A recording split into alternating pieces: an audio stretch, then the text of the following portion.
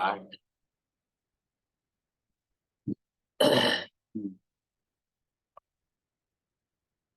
मैं तीन कर्ताओं के विषय में चर्चा कर रहा था, है ना। आत्मा जो है इनिशिएटिंग कॉज है, जो कार्य को शुरू करने वाली है, और प्रकृति इंस्ट्रूमेंटल कॉज है, जो कार्य को असलियत में करवाती है। एंड परमात्मा जो है वो सैंक्शनिंग कॉज है, जो कार्य को करने की अनुमति प्रदान करते हैं। ये तीनों का, ये तीन रोल्स है।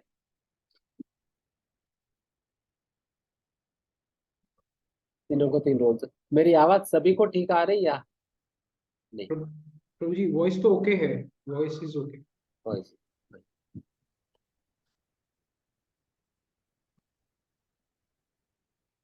तो इस प्रकार से ये तीन करता है।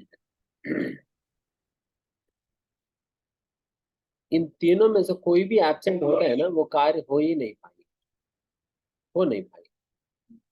तीनों का अपना अपना कंट्रीब्यूशन है। तीनों जब साथ आते हैं तभी जाकर कार्य संपन्न होता है।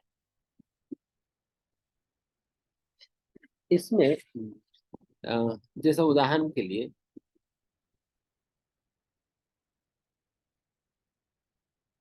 अगर समझे तो,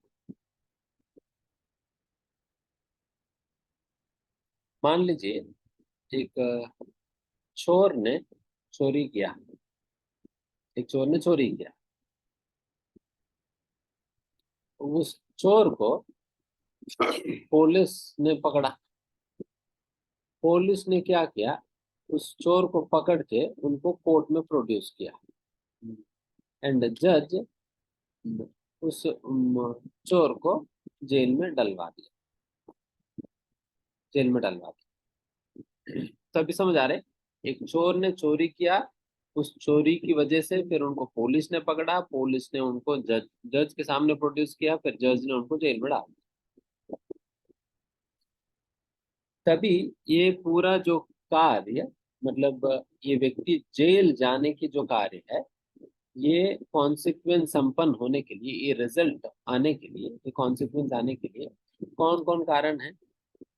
एक तो चोर स्वयं, दूसरा पुलिस, एंड तीसरा जज। ये तीन है। इनमें से जो चोर है वो आत्मा को सूचित करते हैं, आत्मा। एंड जो पुलिस वो प्रकृति को सूचित करता है। एंड जज वो परमात्मा को सूचित करता है। तीनों का अपना अपना रोल है। अगर हम सोचो कि अगर तीनों में से अगर कोई भी एक व्यक्ति अपना काम नहीं करे, देन फिर क्या ये जेल जाएगा? अगर पुलिस ने पकड़ा ही नहीं, तब भी नहीं जाएगा। अगर जज ने सैंक्शन ही नहीं किया, तब भी नहीं जेल जा पाएगा। तो इस प्रकार से तीनों ही इसमें इन्वॉल्व है। बट अगर चोर कहे मैं जज की वजह से मैं जेल आ गया, ये ठीक है या नहीं? अब तुम जेल में क्यों हो? अगर वो कहे कि अरे मेरे को तो जज ने डाल दिया, ये ठीक बात नहीं है ना। जज को उनको इसलिए डालना पड़ा बिकॉज उन्होंने उस प्रकार के कार्य किया। उस प्रकार के कार्य वो इनिशिएट ही नहीं किए होते, देन जज को उनको इस प्रकार के दंड देने का जरूरत भी नहीं पड़ता। इसलिए जो भी कॉन्सिक्वेंस रहा है, उस कॉन्सिक्वेंस पे रिस्पॉन्सिबिलिटी किनको लेना होगा। हालांकि ये तीनों लोगों का कंट्रीब्यूशन है जेल जाने के लिए, बट फिर भी जब रिस्पॉन्सिबिलिटी की बात आएगी, किनके ऊपर जाएगी? कौन जिम्मेदार है ये व्यक्ति जेल जाने का? चोर स्वयं। चोर ने चोरी किया, तभी तभी पुलिस को पीछे पड़ना पड़ा। अगर नहीं तो पुलिस उनको पीछे क्यों पड़ेगी?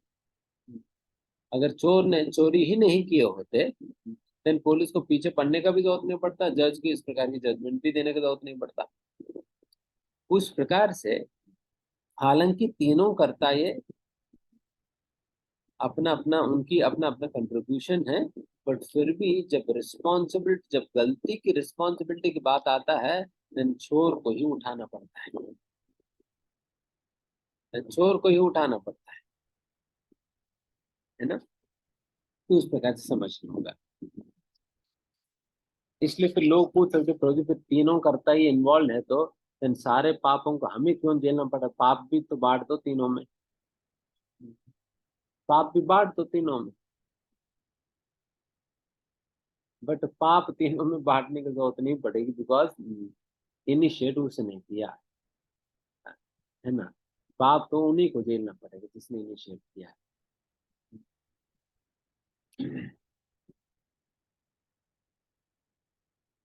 तो उस प्रकार से ये तीन कर्ताओं का अपना अपना एक रोल है। फिर उसके उपरांत भगवान चर्चा करते हैं भगवान के मतलब भगवान के ऊपर ध्यान करने के द्वारा कैसे मुक्ति प्राप्त कर सकते हैं। इस प्रकार से तद बुद्धयस्तदात्मानस्तन्निष्ठस्तत्परायणा गच्छन्त पुनरावृत्तम ज्ञान निधूत कल्मषः। यहाँ पर भगवान कह रहे हैं कि जब एक व्यक्ति का बुद्धि बुद्धि मन श्रद्धा और आश्रय मेरे में लगा हुआ है, मेरे में लगा हुआ है, व्यक्ति तुरंत वो शुद्ध हो जाएगा सारे कल्मशों से। एंड ज्ञान के माध्यम से वो मुक्ति की ओर आगे बढ़े, मुक्ति के पद पर आगे बढ़े। तो इस प्रकार से हम अपना बुद्धि को मन को श्रद्धा को आश्रय को भगवान के ऊपर लगाना होता है। बुद्धि को कैसे लगाएंगे भगवान पे? बुद्धि को भगवान पे लगाएंगे एक तो भगवान के संबंध में जो भी शास्त्र है गीता भागवत उन शास्त्रों के अध्ययन करना। ये शास्त्रों के अध्ययन करने के माध्यम से हम अपना बुद्धि से भगवान की सेवा कर रहे हैं। शास्त्रों का अध्ययन जब भी हम कर रहे हैं अपना बुद्धि से भगवान की सेवा कर रहे हैं। एंड मन को कैसे लगाया जाए? मन को भगवान की सेवा में लगाया जा सकता है भगवान के स्मरण के द्वारा। अभी हमारा मन में अनेक अनेक चीजों के विषय में हम स्मरण करते रहते हैं। कभी क्रिकेट के विषय में, कभी पॉलिटिक्स के विषय में, कभी करियर के विषय में, कभी शादी के विषय में, कभी बच्चों के विषय में, कभी इनके विषय में, कभी उनके विषय में। तो इस प्रकार से हजारों चीजों के विषय में हम सोचते रहते हैं। बट मन भगवान पे लगाने का मतलब ये होता है जब हम अपने मन को भगवान की स्मरण में जब लगाएं। और भगवान के स्मरण सबसे बेहतर तरीका यही है भगवान को स्मरण करने का, वो है भगवान के नाम जप। भगवान के नाम जप, भगवान के नाम संकीर्तन ही बेस्ट है भगवान की स्मरण करने का विधि है। इसके विषय में आज हम और चर्चा करेंगे आगे जाकर। तो उस प्रकार से व्यक्ति अपना मन को भगवान के ऊपर लगा सकते हैं। एंड श्रद्धा, श्रद्धा को भगवान के ऊपर कैसे लगा सकते हो? जब आप अनन्य भक्ति करते हैं देन इसका मतलब आप अपनी श्रद्धा को भगवान के ऊपर लगा रहे हैं। अनन्य भक्ति का मतलब जब आप अन्य किसी का आश्रय ना लेते हुए केवल और केवल भगवान श्री कृष्ण का ही आश्रय लेकर रहते हो, देन फिर वैसा अनन्य भक्ति करने पर हम अपना श्रद्धा हम भगवान को लगाते हैं। इसका मतलब नहीं तो कई बार लोग सारा देवी देवताओं के साथ गेम खेलते हैं। क्या कौन सा गेम है? मंगलवार को हनुमान जी, बुधवार को इनका, गुरुवार को इनका, शुक्रवार को लक्ष्मी जी, शनिवार को बालाजी। तो इन सभी लोगों को क्यों में खड़ा कर देते हैं? देखिए आप देखिए आज मंगलवार आ गया, हनुमान जी आगे आ जाएंगे, आज आपकी आरती होगी। फिर हनुमान जी की आरती उतारेंगे। अच्छा आज बुधवार आ गया, विष्णु जी आपकी टर्न है, आप आगे आ जाइए। फिर उनकी आरती उतारेंगे। बट इस प्रकार की गेम से तो नहीं होने वाली कुछ बात, क्योंकि श्रद्धा बटा हुआ है। थोड़ा थोड़ा इन पे, थोड़ा उन पे, थोड़ा इन पे, थोड़ा उन पे, इस प्रकार से पूरा श्रद्धा बटा हुआ है। भगवान जब कह रहे कि श्रद्धा को आप मेरे ऊपर लगाओ, मतलब पूर्ण रूप से श्रद्धा को भगवान के ऊपर हम लगा देते हैं। भगवान के ऊपर लगा देते हैं। चाहे कोई भी वार हो, चाहे कोई भी परिस्थिति हो, किसी भी अवस्था में हो, हम भगवान का ही पूजा में करते हैं और अन्य कहीं इधर उधर भटकेंगे नहीं। अन्य कहीं इधर उधर भटकेंगे नहीं। इसके विषय में और हम डिटेल में 7वां और 9वां अध्याय में इसके विषय में, अनन्य भक्ति के विषय में चर्चा करेंगे। देवी देवता ये कौन है, उनके साथ क्या संबंध क्या थे, वो सारा चर्चा करेंगे। फिर कहते हैं भगवान, विद्या विनय संपन्ने ब्राह्मणे गविहस्तिनि सुनिचेव सुपाके च पंडिता समदर्शिना। भगवान कह रहे कि जो असलियत में विद्या जिनमें है, या ज्ञानी जो व्यक्ति है जिनमें असलियत में ज्ञान है, वैसा व्यक्ति का क्या लक्षण है, वैसा व्यक्ति क्या करता है। ब्राह्मण एक अभिहस्तिनी, एक ब्राह्मण को, गाय को, हाथी को और कुत्ते को, कुत्ते के मांस खाने वाले को, सभी को समदर्शिन, हाँ, सभी को समान दृष्टि से देखता है। सभी को समान दृष्टि से देखता है, इन सभी ही लोगों में। कभी भी इन लोगों में व्यत्यास नहीं करेगा, इन लोगों में व्यत्यास नहीं करेगा। बट इसमें एक बहुत महत्वपूर्ण बात हमें समझना है कि देखिए, व्यत्यास नहीं देखने का मतलब ये नहीं होता है सभी को एक ही प्रकार का ट्रीटमेंट दे दिया जाए। सभी को एक प्रकार के ट्रीटमेंट दे भी कैसे पाएंगे, सभी को एक प्रकार का ट्रीटमेंट कैसे दे पाएंगे ना, ये तो संभव नहीं है। जैसा उदाहरण के लिए, अगर मान लीजिए आपके घर में कोई अतिथि आया हुआ है, देन आप उनके स्वागत करेंगे, उनकी मर्यादा करेंगे, उनको आप कुर्सी पे बिठाएंगे, कुछ माला वाला पहनाएंगे, खाना खिलाएंगे, उनकी कुशल मंगल पूछेंगे, पानी देंगे इत्यादि, वो सारा कुछ करेंगे। मान लीजिए आपके घर पे कल को एक सांप आ गया, क्या करें।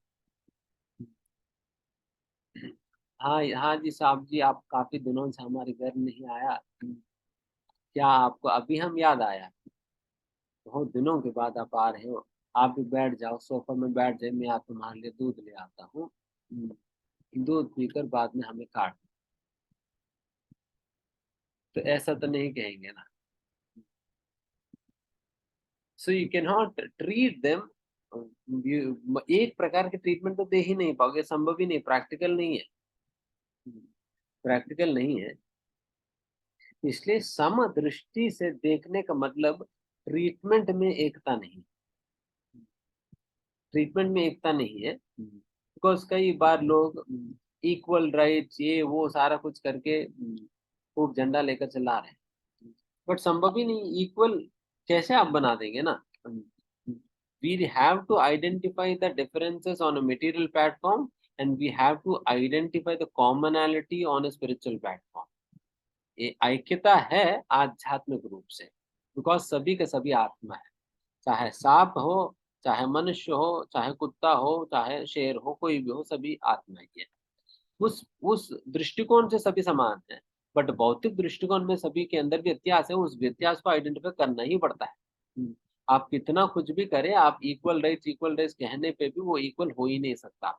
वो डिफरेंशिएट करना ही होगा, तभी तो वैदिक संप्रदाय के अंतर्गत वो डिफरेंशिएशन किया ही है, चाहे स्त्री पुरुष के बीच में हो, चाहे पशु और मनुष्यों के बीच में, चाहे मतलब किसी भी प्रकार की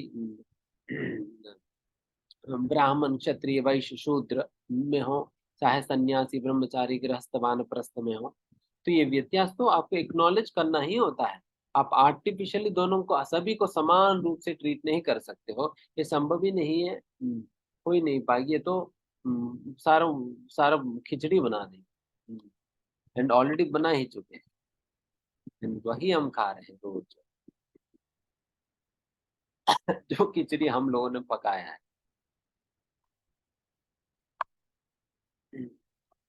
तो इसलिए वैदिक कल्चर जो कुछ भी हमें दे रही है ना, वो बिल्कुल साइंटिफिकली सारा टेस्टेड प्रोसेस है, सारा टाइम टेस्टेड प्रोसेस है, बिल्कुल टेस्टिंग वेस्टिंग सारा कुछ करके ही हमें रिकमेंड किया जा रहा है बट समस्या है कि हमारा बुद्धि उतना नहीं है, उन चीजों को समझ नहीं पा रहे हैं।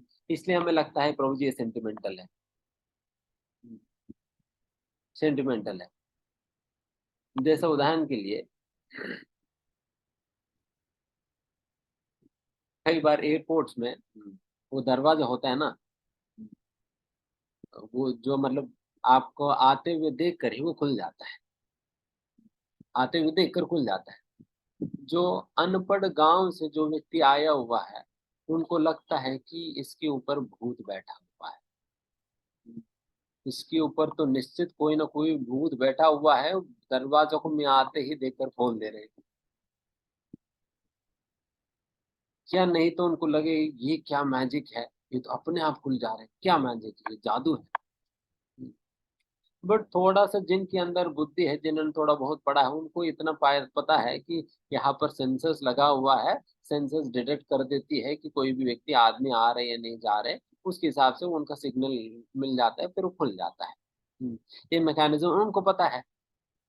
बट जिनको ये ज्ञान नहीं है, वो सोचता है कि ये तो हम्म, सारा मैजिक है। बट मैजिक नहीं है। उसी प्रकार से ही ये शास्त्रों के अंतर्गत बताई ये सारी बातें, ये कोई मैजिक नहीं। हम्म, ये कोई उस प्रकार की मैजिक नहीं है। Rather they are all valid points. But समस्या है कि अभी हम उतना अपना बुद्धि इतना बढ़ नहीं गई है, जिससे हम इन सारे बातों को समझ भी सके। कई बार ना, इसलिए जब जो व्यक्ति समझता है, फिर उनके पास जाकर हम अगर चर्चा करें, समझे तो समझ आएगी, ओपन माइंड के साथ चर्चा करें तो समझ आएगी। तो उस प्रकार से इसलिए आर्टिफिशियली हम समानता नहीं ला सकते हैं। एंड इसलिए सभी को एक प्रकार के ट्रीटमेंट वगैरह तो संभव नहीं है। जिसको शास्त्रों में जिस प्रकार के ट्रीटमेंट देने के लिए कहा गई है, उसी प्रकार का ट्रीटमेंट देनी चाहिए। जैसे उदाहरण के लिए शास्त्रों में कहा जाता है, गाय को हमें घर के आंगन में रखना चाहिए, एंड कुत्ते को घर के आंगन के बाहर रखना चाहिए। घर के आंगन के बाहर रखना होता है कुत्तों को, घर के आंगन के अंतर्गत भी प्रवेश करने नहीं देना होता है। बिकॉज बिकॉज वो घर के आंगन के अंतर्गत भी जब आ जाता है, देन फिर सारा का सारा अशुद्ध होने लगता है। एंड वही गाय घर के आंगन ही नहीं, घर के अंदर भी अगर आ गई ना, तब लोग मानते हैं कि ये तो हमारा घर पवित्र कर दिया। उल्टा तो जब घर घर गृह प्रवेश यज्ञ जब होता है, तब सारा होने के बाद सारा घर को गोमूत्र से छिड़काया जाता है, ताकि घर पवित्र हो जाए, जिससे फिर वो घर रहने लायक बने। तो उस प्रकार की जीव है गाय। बट सारा उल्टा पुल्टा समाज है। आज गायों को रखना मना है, और कुत्ते को घर में रखना अलाउड है। ये क्या समाज है। तो फिर ठीक है, anyways we are living in that society, ना। तो बट ट्रीटमेंट जिस प्रकार से शास्त्र में जिन जीव को जिस प्रकार के ट्रीटमेंट देने के लिए कहा गया है, तो वो ट्रीटमेंट देना ही होता है। जैसे यहाँ तक भी आप सांप के ऊपर दया नहीं दिखा सकते। सांप, जब आप सांप के ऊपर दया नहीं दिखा सकते, शास्त्र भी कहती है सांप को मारा जा सकता है। साधु भी कहता है, साधु हर जीव के ऊपर तो दया दिखाता है, बट जब सांप आता है, सांप को तो मारने के लिए साधु भी कहता है। बिकॉज सांप एक ऐसा ईर्ष्या से भरा हुआ जीव है, कि वो कोई भी उसे कुछ भी ना करे, फिर भी वो किसी न किसी को जबरदस्ती काट दे, कुछ किए बिना। बाकी सारा अन्य जीव तो कुछ करने पे वो अपने आप को डिफेंड करने के नाम पे आती है, बट सांप तो उस प्रकार से नहीं, कुछ किए बिना ही काट देती। तो फिर सांप को तो साधु भी कहता है मार। तो इसलिए तो हर जीव के पास साथ डिफरेंट डिफरेंट प्रकार से व्यवहार करने की शास्त्र होता है। तभी जब शास्त्र के अध्ययन करेंगे तब पता चलेगी सारे बातें, है ना। तो उसके उपरांत भगवान एक आत्म साक्षात्कार व्यक्ति के लक्षणों के विषय में वर्णन करते, वो आप वैसे भी पढ़ सकते हैं। उसके उपरांत एक बहुत बहुत महत्वपूर्ण श्लोक आता है। भगवान कहते हैं, ये संस्पर्शजा भोगा दुःख योनये वै आद्यन्तवन्त कौन्तेय न तेषु रमते बुधाः। यहाँ पर भगवान एक बहुत बड़ा उल्टा सिद्धांत बता रहे हैं, जो हमारा अनुभव की बिल्कुल उल्टा है। जैसा कि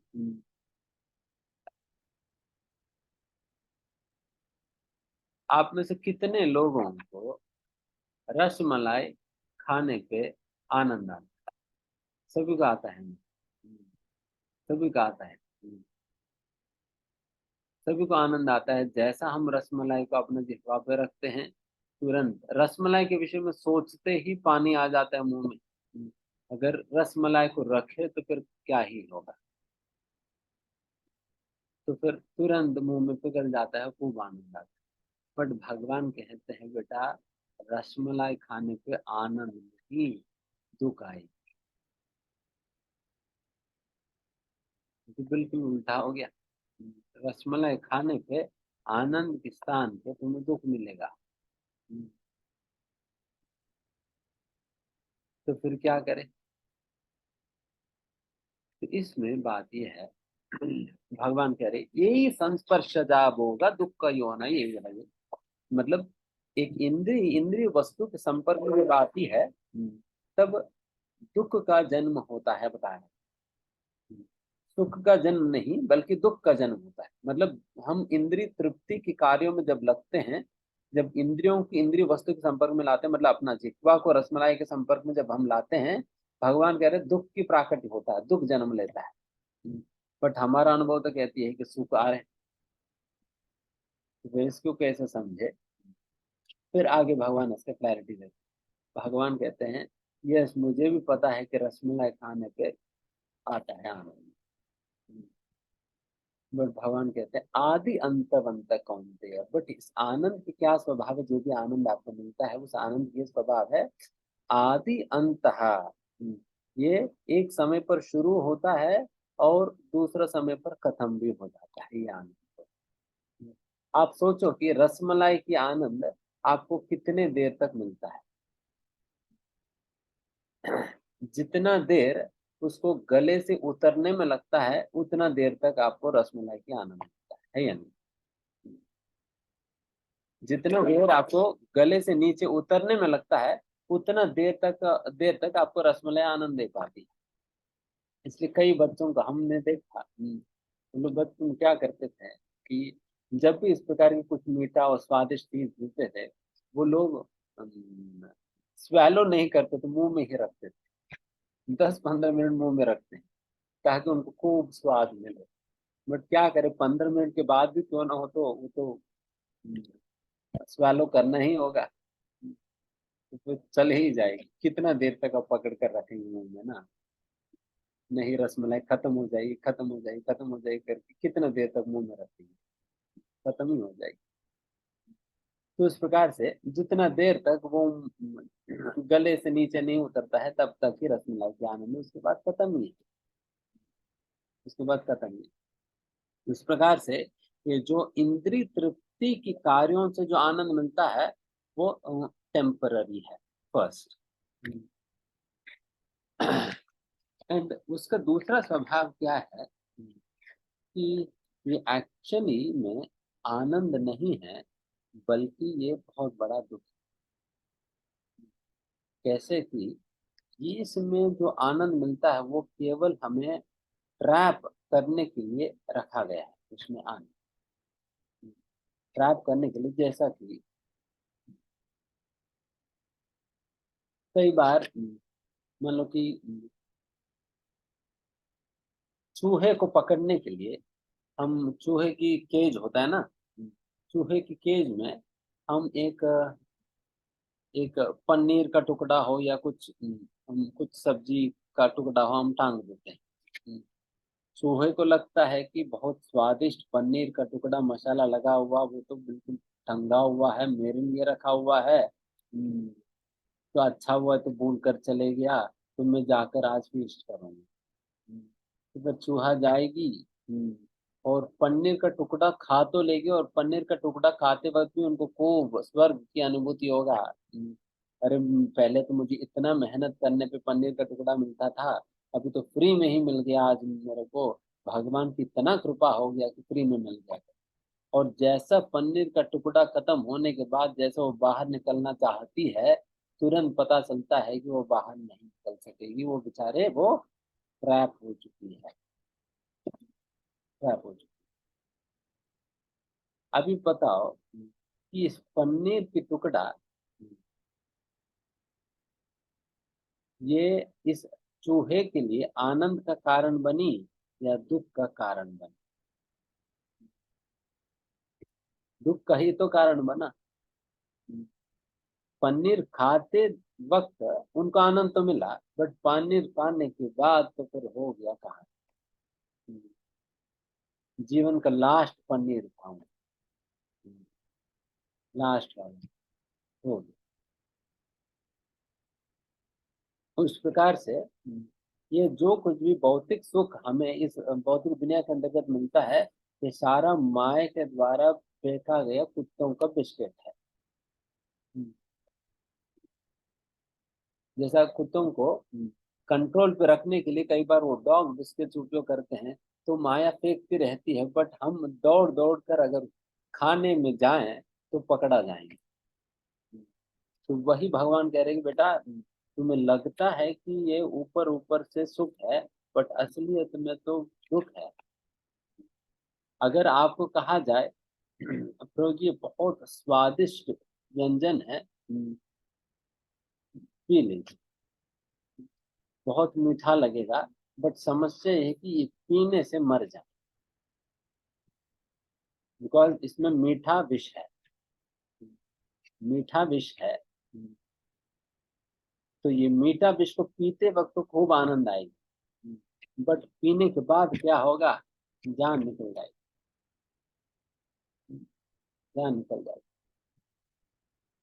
तो that's the reason Krishna, that's the reason यहाँ पर बताया, नतेषु रमते बुधाः। बुधाः मतलब सबसे बुद्धिमान लोग कभी भी आ, इस प्रकार की एंजॉयमेंट में नहीं जाते, ऐसा एंजॉयमेंट में नहीं जाते हैं, because they are very well aware कि ये तो मीठा विष है, स्वीट पॉइजन, स्वीट पॉइजन है, मुझे नहीं पड़ना है इसमें, करके वो नहीं करते।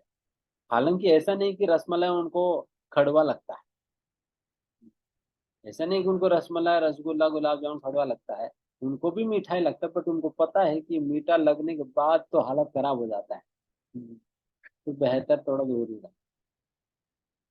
देन फिर अभी प्रश्न ये है कि क्या कल से हम सभी रसमलाई रसगुल्ला ये सारा कुछ खाना बंद कर देते?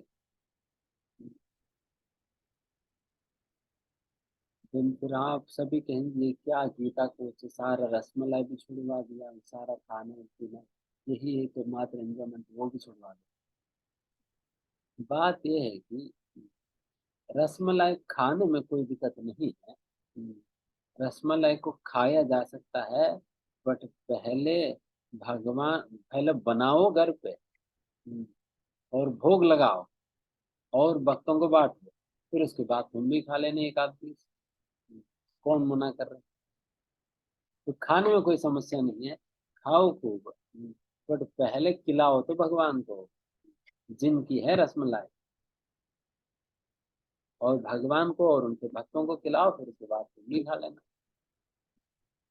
तो इस प्रकार से खाए जा सकता है, बिकॉज जब आप इस प्रकार से भगवान को भोग लगा कर खाएंगे, देन फिर आपके लिए ये एक चारा नहीं रहेगा, आपको पकड़ने के लिए चारा जैसा नहीं कार्य करेंगे, बल्कि आपको शुद्ध करने वाला का व्यंजन बनेगा, because it purify your existence in God. तो उस प्रकार से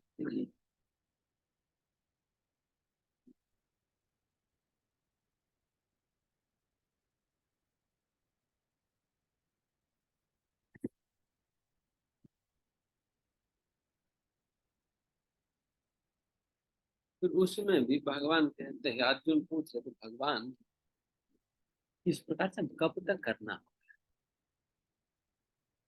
ये कहानी कब तक चलेगी? ये सारा इंद्रिय वस्तुओं से अपने इंद्रियों को बचाना इत्यादि इत्यादि सारा कब तक चलेगी कहानी, कब तक इस प्रकार से सहनते हुए चलना। Then फिर भगवान कहते हैं शक्नोति हैव यः सोदम प्राक् शरीर विमोक्षणात्।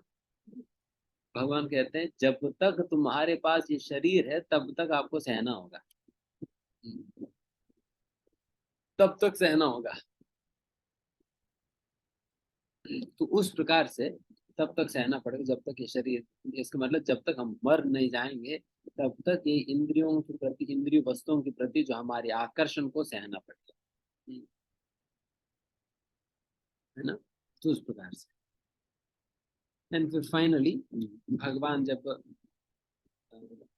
निष्काम कर्मयोग से किस प्रकार से मुक्ति प्राप्त होता है इत्यादि ये सारा कुछ वर्णन करने के उपरांत भगवान कहते हैं देखिए इसी प्रकार की मुक्ति अष्टांग योग के अभ्यास करने से भी प्राप्त होता है करके भगवान बताते हैं। फिर फाइनली भगवान छठवां अध्याय में अष्टांग योग के विषय में चर्चा करना शुरू करते हैं।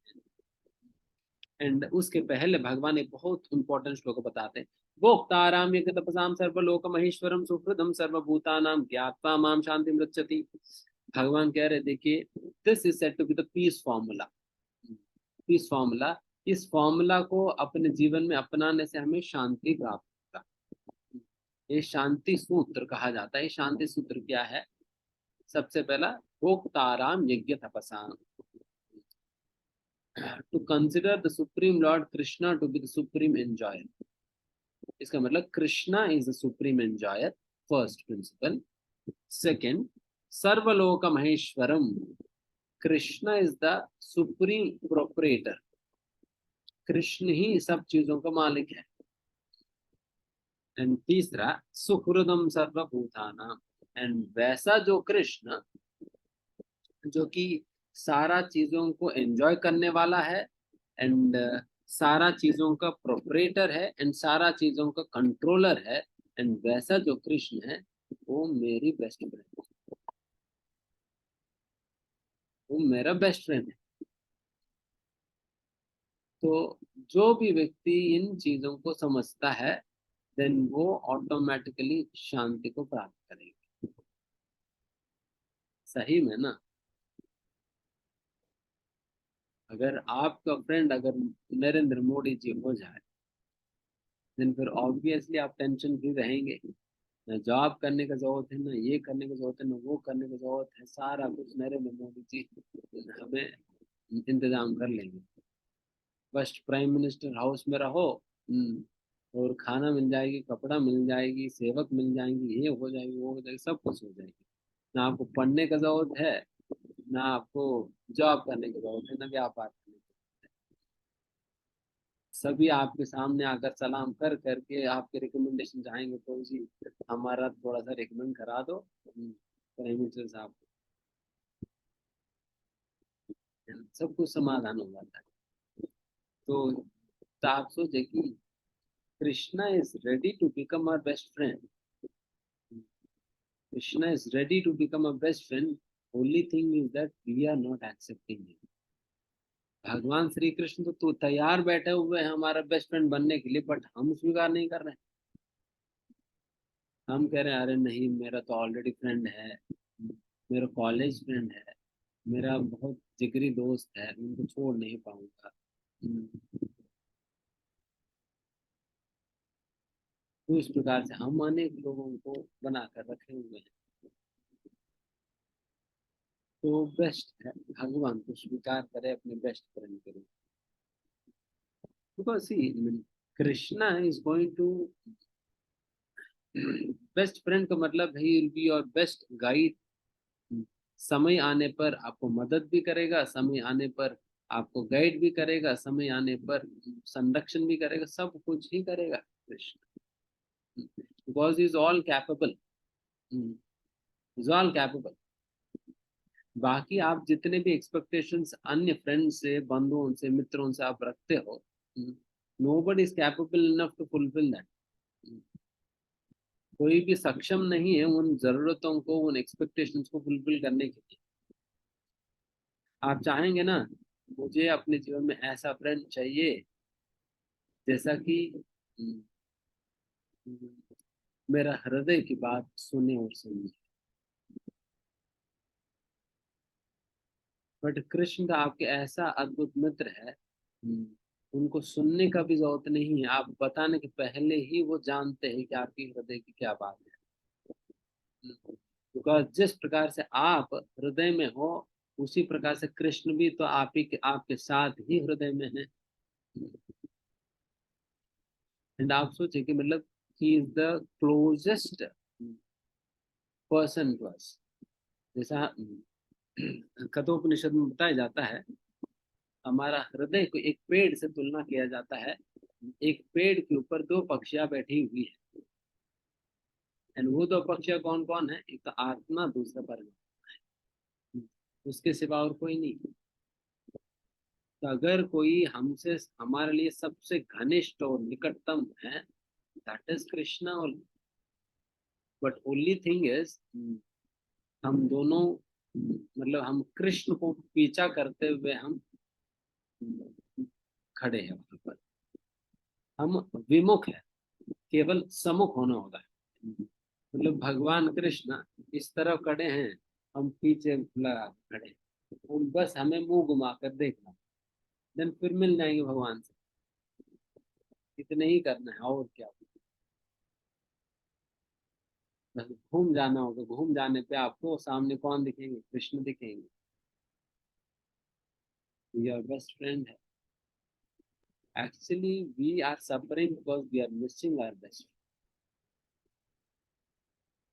Because we are missing our best friend.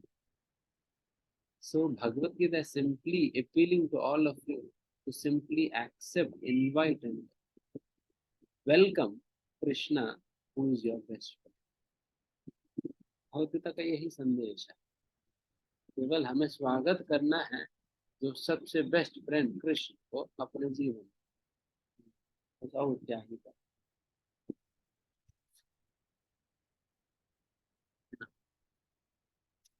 ठीक है, तो यहाँ पर समाप्त होता है। फिर छठवां अध्याय ध्यान योग शुरू होता है।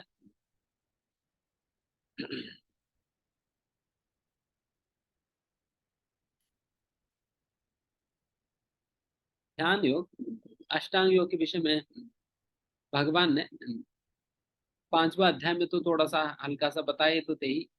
देखिए, आप जो मुक्ति आप निष्काम कर्मयोग से प्राप्त करते हो, वही मुक्ति आपको अष्टांग योग से भी मिल जाएगी। इसलिए अभी अष्टांग योग का जो एक्सप्लेनेशन भगवान छठवा अध्याय के अंतर्गत आगे बढ़ा रहे हैं। तो ये अष्टांग योग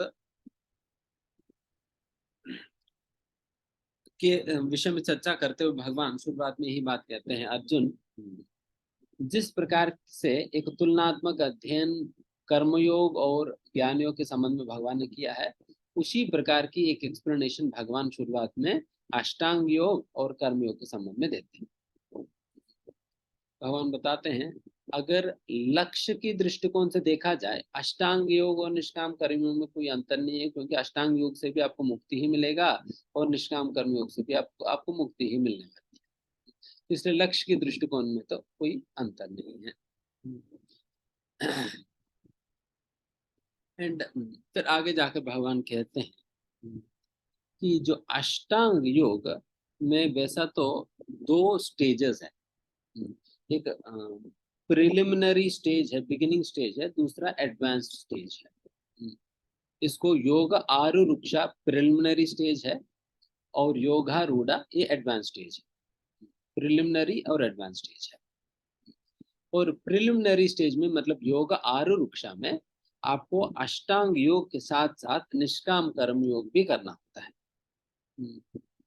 निष्काम कर्म योग भी करना होता है, बिकॉज योग आरूढ़ा वो स्तर है जिस स्तर पे हम पूर्ण रूप से शुद्ध नहीं है। पूर्ण रूप से शुद्ध नहीं है, इसलिए निष्काम कर्म योग भी साथ साथ करने के लिए कहा जा रहा है, जिससे हमारा शुद्धिकरण भी धीमे धीमे होता रहे, एंड फिर अष्टांग योग का प्रैक्टिस भी हम करते हैं। तो इस प्रकार से दोनों चीजों को साथ साथ करना होता है। वही जब व्यक्ति धीमे धीमे निष्काम कर्मों करते करते जब शुद्ध हो जाता है, देन योगा रूढ़ स्तर पे प्रवेश करता है। देन योगा रूढ़ स्तर पे उनको दोनों करने का जरूरत नहीं है, केवल अष्टांग योग ही कर सकता है, एक ही चीज कर सकता है। ये योगा रूढ़ स्टेज है। तो इस प्रकार से ये 2 स्टेजेस है। तो इसका मतलब ये अष्टांग योग भी अगर प्रोसेस के हिसाब से देखा जाए लगभग ये भी सिमिलर है ज्ञान योग का। तो उस ज्ञान योग के संबंध में भी कहा गया ना, शुरुआत में आपको निष्काम कर्मयोग की करनी चाहिए। जब निष्काम कर्मयोग करते करते आप पूर्ण रूप से शुद्ध होंगे तभी जाकर आप कर्म संन्यास लो, ज्ञान योग का अभ्यास करो। तब तक तो आप निष्काम कर्मयोग में ही रहो करके जो भगवान का। तो उस प्रकार से ही अष्टांग योग का भी। एंड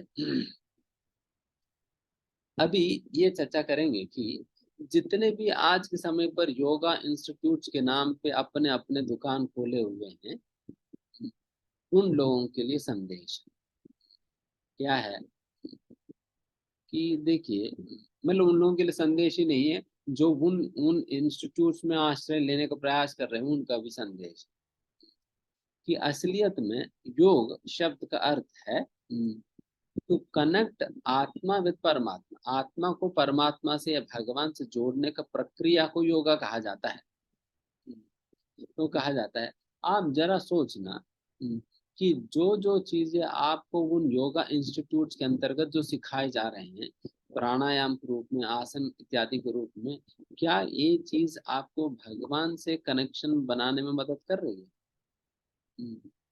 आपको वो अनुभूति हो रही है क्या भगवान से आपकी कनेक्शन बढ़ते जा रहे हैं? अगर लिटरली बताया जाए तो नहीं होता है। अगर कोई झूठ बोले तो फिर होता भी है, होता भी है। क्योंकि फिर वही कह देते हैं, अगर कोई मान लीजिए कोई ध्यान कर रहा है, अगर ध्यान करते करते अगर वो आकर बताए कि प्रभु जी मुझे तो आज ध्यान करते करते मुझे बहुत अच्छा अनुभूति हुआ, मुझे बिल्कुल सफेद रंग की प्रकाश दिखाई दे रहा था, फिर उसके बाद फिर हरा रंग की कुछ ग्रीन ग्रीन सा कुछ दिखाई दिया, देन फिर योगा इंस्टीट्यूट, अरे बिल्कुल आप तो बिल्कुल एडवांस हो गया, फिर नेक्स्ट स्टेज पे पहुंच गया। बिकॉज ये तो एडवांस स्टेज में होता है, प्रकाश में सभी को नहीं दिखता, आप बिल्कुल स्पेशल हो इसलिए आपको दिख रहे हैं ये सारी चीजें। आप बिल्कुल स्पेशल है, आप फीस देते रहिए और योगा इंस्टीट्यूट में आते रहिए। एक बार ऐसे ही भक्त श्रील प्रभुपाद जी के पास गए थे। वो प्रभुपाद जी से कहने लगा, प्रभुपाद जी मैं ध्यान कर रहा था, मैं जप कर रहा था, और जप करते करते मुझे एक ऐसा अद्भुत प्रकाश दिखने लगा, वो बहुत अद्भुत प्रकाश दिखने लगा, बहुत अच्छा अनुभूति हुई। देन प्रभुपाद जी ने कहा, थोड़ी देर और जप करो, जो दिखा ना वो खत्म हो जाएगी, जो दिखा वो खत्म हो जाएगी, थोड़ी देर और जप करेंगे तो ये सारा तुम्हारी भ्रम है, सारा भ्रम खत्म हो जाएगी, जप करते रहो। सी आई मीन बिकॉज अष्टांग, ये सारा अष्टांग योग की विधि है बेसिकली, प्राणायाम आसन इत्यादि। देखिए अष्टांग योग मतलब 8 अंग है इसमें, 8 लिम्स है, and 8 of the 8 limbs put together is called अष्टांग योग। एंड इसी का ब्रेक डाउन वर्जन जो है लोग चला रहे हैं, लोग चला रहे हैं, बट असलियत में होता क्या है, ये काम कैसे करता है, थोड़ा संक्षिप्त में चर्चा करते हैं। इसमें 8 8 स्तर, मतलब 8 स्तर है, या 8 चीज क्या क्या है कि यम नियम आसन प्राणायाम प्रत्याहार धारण ध्यान समाधि, ये ग्रेजुअली इस प्रकार से प्रोग्रेशन प्रोग्रेशन होता है। देखिए सबसे पहले ये जो आसना और प्राणायाम, ये थर्ड एंड फोर्थ स्टेजेस है, थर्ड एंड फोर्थ स्टेजेस है। थर्ड एंड फोर्थ स्टेज पे आप तभी प्रैक्टिस कर पाओगे जब आप यम और नियम पालन करेंगे ना। आप यम नियम पालन करेंगे तभी जाकर आप थर्ड एंड फोर्थ चीजों को पालन कर पाएंगे। अगर फर्स्ट टू अगर सही प्रकार से आप पालन ही नहीं कर पा रहे, देन थर्ड फोर्थ आप पकड़ लेंगे तो कुछ होने वाला तो नहीं है। एंड फर्स्ट टू के विषय में ज्यादा डिस्कस इसलिए नहीं करते हैं क्योंकि कस्टमर्स खत्म हो गए। क्योंकि अगर यम नियम के विषय में अगर कहा जाए, देन फिर लोगों को लगे क्या इतना नियमों का पालन करना पड़ेगा, तो भाई साहब तुम ही कर लो, हमें छोड़ दो। हम्म, तो करेगा ही नहीं, तो फिर इसलिए वो बताएगा भी नहीं, ठीक है तुम्हें करना ही नहीं तो कम से कम हमारा फीस तो हमें मिलता रहेगी। तो सीधा आकर आसन कर लो।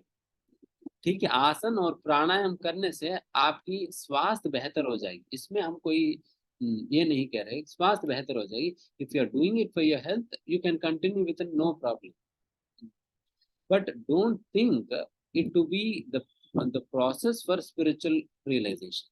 आध्यात्मिक साक्षात्कार के लिए ये विधि मत मान। जब आप इस प्रकार से प्रैक्टिस कर रहे हैं, इससे आपकी तबीयत बेहतर होने में मदद हो जाएगी। आसन प्राणायाम करिए, वो उससे आपकी स्वास्थ्य बेहतर करिए, उसमें कोई दिक्कत नहीं है। अच्छा स्वास्थ्य रखो और भक्ति अच्छा से करो, जो कि असलियत में आध्यात्मिक साक्षात्कार या आत्म साक्षात्कार कराएंगे। तो इस प्रकार से यम नियम पालन करना होता है। फिर उसके बाद आसन, फिर प्राणायाम, ब्रीथिंग एक्सरसाइजेस है, फिर उसके बाद प्रत्याहार। यम नियम के अंतर्गत कई सारे कड़क कड़क नियम है। जैसे उदाहरण के लिए जो अष्टांग योग के अभ्यास करता है, उन्हें सबसे पहला ब्रह्मचर्य व्रत के पालन कड़क रूप से करना, कड़क रूप से ब्रह्मचर्य व्रत के पालन करना होगा। If is not celebrate then forget about yoga. Syllabus ही नहीं है तो आप योगा नहीं कर सकते हो। तो उस प्रकार से और अनेक अनेक प्रकार के नियम हैं। एंड जैसा कुछ चीजें गीता के अंतर्गत भी भगवान चर्चा करते हैं। उसके विषय में चर्चा करने पहले भगवान, बिकॉज अष्टांग योग के अंतर्गत मन की एक बहुत बड़ा भूमिका है, मन की बहुत बड़ा भूमिका है, उस मन के विषय में चर्चा करें। उद्धरेत आत्मनात्मानं नात्मानं अपसादेत आत्मैव आत्मनो बंधुर आत्मैव रिपुरात्मनः बंधुरान आत्मनस्तस्य येनात्मैव आत्मना जितः अनात्मनस्तु शत्रुत्वे वर्तेतात्मैव शत्रुवत्। इसमें भगवान कहते हैं, बस आत्मा आत्मा आत्मा सुनाई दे रहे और कुछ सुनाई नहीं। तो एक्चुअली में ना योगा, आत्मा शब्द की विभिन्न अर्थ है। आत्मा का मतलब कभी सोल भी होता है, कभी माइंड भी होता है, कभी शरीर भी होता है। कॉन्टेक्स्ट के हिसाब से ये अर्थ होता है। तो उसी प्रकार से यहाँ पर कॉन्टेक्स्ट के हिसाब से डिफरेंट डिफरेंट टाइम्स में आत्मा शब्द का ही डिफरेंट डिफरेंट अर्थ होता है। तो इसमें बताए जा रहे हैं कि जिनकी मन नियंत्रित है, जिनकी मन नियंत्रित है, उनके लिए उनका मन बेस्ट फ्रेंड है, और उनकी मन उनका उद्धार का कारण बनेगी, उनकी डिलीवरेंस का, मुक्ति का कारण बनेगी। जिनकी मन नियंत्रित है उनके लिए मन फ्रेंड है और उनकी मुक्ति का कारण बनेगी। अगर वही जिनकी मन नियंत्रित नहीं है, उनके लिए मन सबसे बड़ा शत्रु है और उनके लिए मन अब बंधन का कारण, बंधन का कारण बनेगा। तो इसलिए मन को नियंत्रण में लाना बहुत जरूरी है। मन को नियंत्रण में लाए बिना अष्टांग योग में सफल नहीं हो पाएगा। एंड मन को नियंत्रण में लाना है, जैसा बताई गई है, पहले इंद्रिया और मन शुद्ध होना होगा, और इंद्रिया मन शुद्ध होना है, पहले निष्काम कर्म योग अच्छा से करना होगा। तो उस और यम नियम अच्छा से पालन करना होगा। निष्काम कर्म योग करते यम नियम अच्छा से करेंगे, देन फिर हमारा मन शुद्ध होगा। तो तो आपको क्या लगता है, आपकी मन बेस्ट फ्रेंड है या बेस्ट एनिमी है? तो सभी का तो यूनानिमस आंसर तो यही होगा कि बेस्ट नहीं, वर्स्ट एनिमी। अगर फ्रेंड के लिए बेस्ट फ्रेंड उपयोग करते हैं, एनिमी के लिए वर्स्ट एनिमी उपयोग करना चाहिए। वर्स्ट एनिमी होता है। तो इसमें तो फिर ऐसा मन को करे क्या, ऐसा मन को करे क्या, इसके विषय में कहा जाता है कि हमारा आचार्य श्रील भक्त सिद्धांत सरस्वती महाराज कहते हैं कि मन को हमें कैसे नियंत्रण में लाया जाता है कि दो कार्यक्रम शुरू करना होता है। क्या है? सुबह उठते ही, ध्यान से सुनना, सुबह उठते ही क्या करना है? सुबह उठते ही झाड़ू उठाकर मन को 100 बार मारना होता है। एंड रात को सोने के पहले जूते से मन को मारना होता है 100 बार। गिनती से मारना है, एक एक्स्ट्रा एक कम नहीं होना है, गिनती से मारना है। 100 बार सुबह और 100 बार रात को। जब तक इतनी पिटाई नहीं होता है तब तक मन बात नहीं सुनने वाली है। आप सोचेंगे नहीं प्रभु जी, मैं जब भी मैं उन्हें आइसक्रीम खिलाता हूँ ना तब मेरे बात सुनती है। आप आपकी आइसक्रीम, हजारों आइसक्रीम खाकर पचा लेंगे, हजारों कैडबरी भी खा लेंगे, बट फिर भी आपकी बात नहीं सुनने वाली है। किसी को वश में लेने के लिए 4 मार्ग होता है, किसी को कंट्रोल करने के लिए साम, दान, वेद और दंड। आचार्य कहते हैं मन ऐसा घटिया शत्रु है कि साम, दान, वेद ये तीनों काम नहीं करेंगे। एक ही चीज जो मन के साथ काम करता है वो है पिटाई। जब तक आप लाठी उठाकर उसे पीटेंगे नहीं पूरी तरीके से, वो पिट नहीं जाता है बुरे तरीके से, तब तक आपकी बात नहीं सुनने वाली है, नहीं सुनने वाली है। अगर आप कोजी वोजी तरीके से उनको सुलझाते रहे, कोई बात नहीं, कभी टीवी देख लेना, कभी ये कर लेना, कभी वो कर लेना, कभी कभी मेरी भी बात सुन लेना, nothing is going to happen. तो ये मन ही ऐसा घटिया शत्रु है कि वो हमारा सारा जीवन को बर्बाद कर रहा है, सारा जीवन को बर्बाद कर रहा है। देखो कि कई बार किसी किसी स्कूल मेट्स के बीच में झगड़ा हो जाती है, कॉलेज मेट्स या कोलीग्स के बीच में झगड़ा हो जाता है। ऐसा जबरदस्त झगड़ा हो जाता है, कई बार वो लोग सोचते हैं कि अरे एक दूसरे को मुंह भी नहीं देखना, और अगर एक दूसरे के सामने आ गया तो दोनों लोग मुंह फेर कर घुमा कर चले जाते हैं। अगर आप सोचो ऐसा, जिनको आपने शत्रु के रूप में माना है, अगर उनके साथ आपको एक ही कमरे में, अगर एक ही कमरे में आपको उनके साथ बंद कर दिया जाए, क्या स्वर्ग की अनुभूति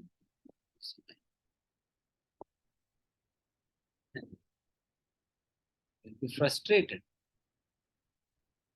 And this is what is happening with us.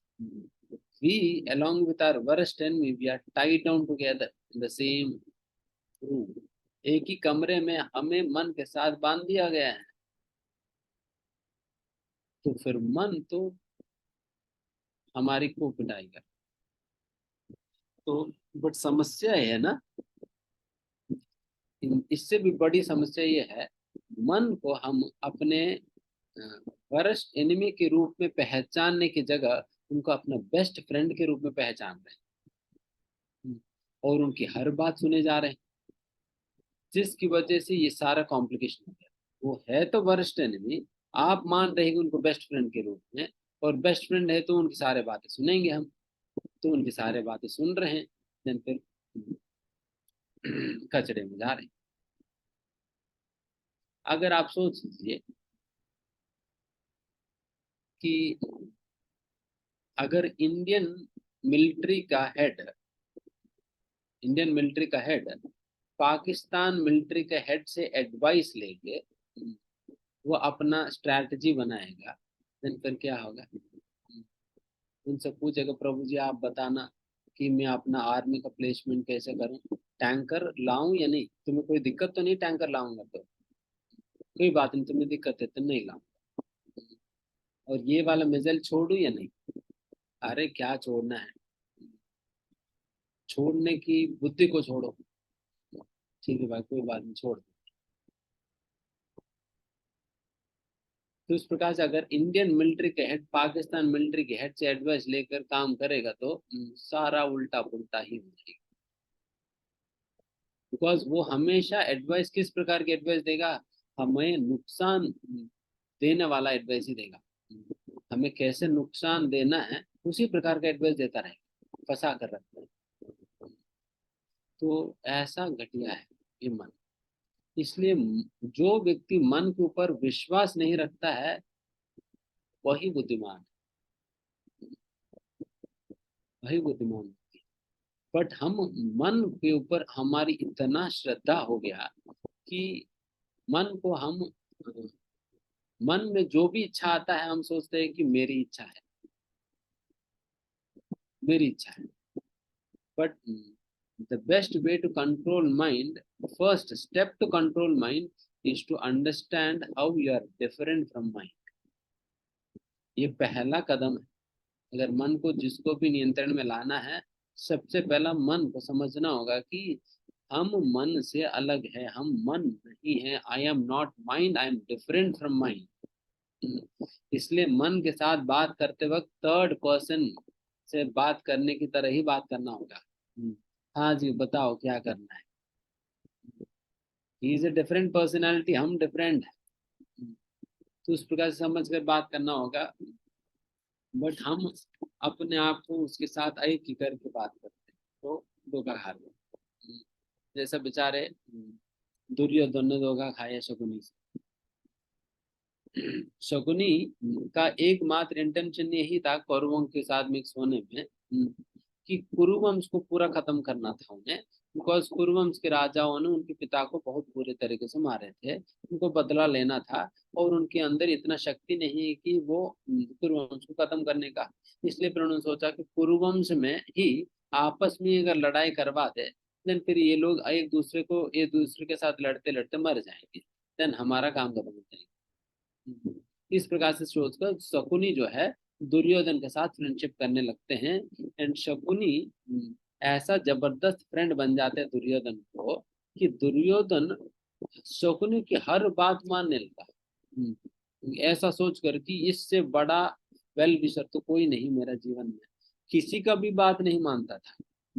बेचारे विदुर भी एक बार आकर समझा रहे थे, उनका भी बातों को टुकरा दिया, उनको भी बातों को टुकरा दिया।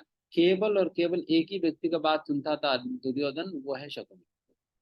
हम्म, शकुनी की बात सुनता था, मतलब उस प्रकार से विश्वास जीत गया उसने। उसी प्रकार से ही हमारा मन भी हमारा ऐसा विश्वास जीत लिया है कि हमें मन की हर बात हम मान लेते हैं, हर बात मान लेते हैं।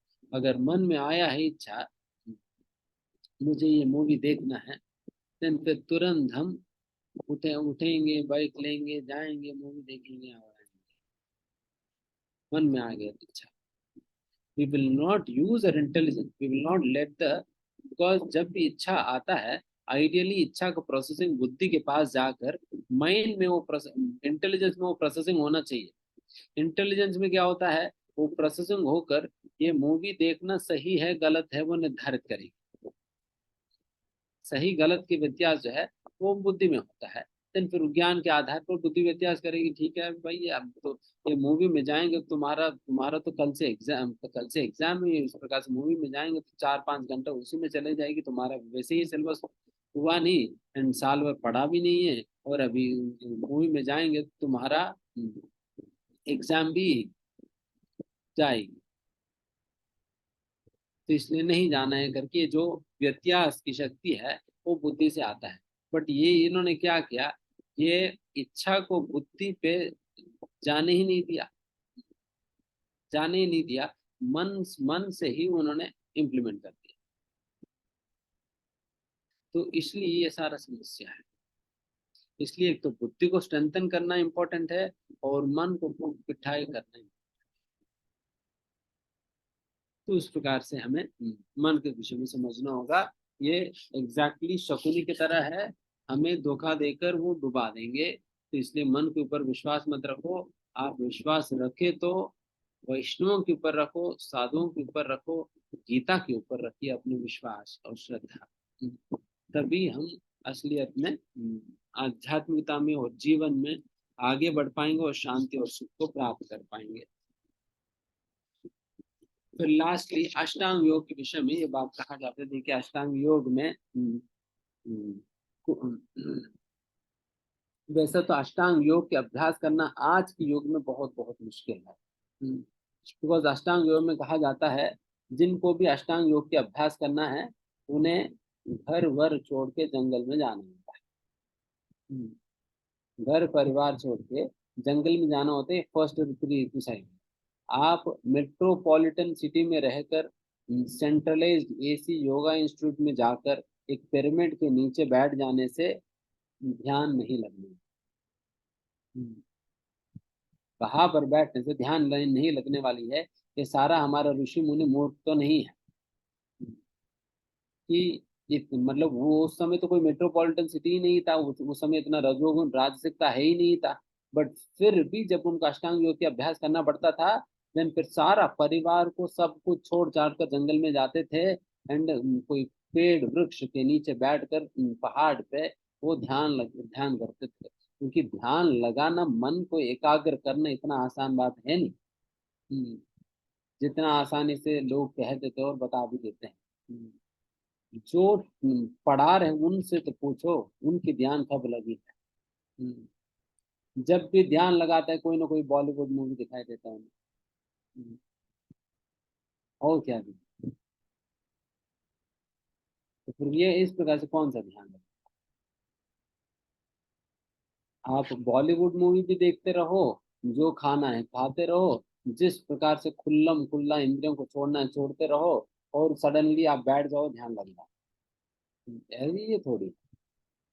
It is not going to happen by such duplicitous life. कपटपूर्ण जीवन से उस प्रकार से ध्यान नहीं लगने वाली है। शुद्ध जीवन जीना पड़ेगा, बिकॉज मन को संतुलित करना, मन को कंसंट्रेट करना वो उस क्षण की बात नहीं है। It is a lifestyle effect. Lifestyle effect है। अगर लाइफस्टाइल को आप सीधा सही प्रकार से नहीं करेंगे देन मन कैसे लगेगी। जैसा हम कल के दिन हमने चर्चा किया ना, आप पहले इंद्रियों को नियंत्रण करो फिर उसके बाद मन बुद्धि पे आओगे।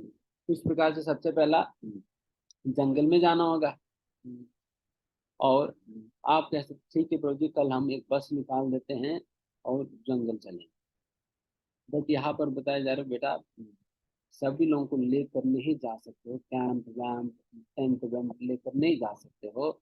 आपको अकेला जाना, एक आदमी, एक आदमी मतलब अकेला, अकेला जाना होगा और जंगल में जाना।